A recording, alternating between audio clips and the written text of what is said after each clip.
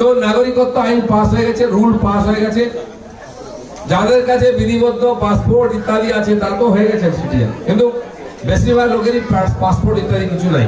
Voter card, আধার card এটা নাগরিকত্ব নয়। আপনারা হয়তো জানেন, আপনারা অনেক পরিচিত লোক, কেউ মধ্যম গ্রামে, কেউ বনগাঁয়, কেউ অন্য কোথাও এখনো বিদেশি কেসে ভুগছে।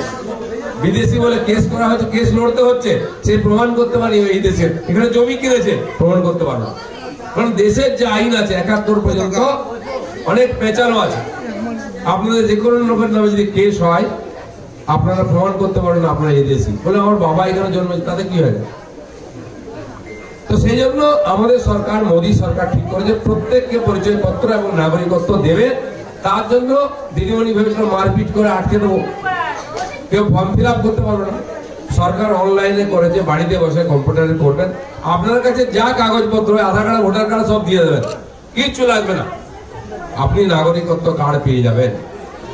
সেই ব্যবস্থা মোদীজি করেছেন।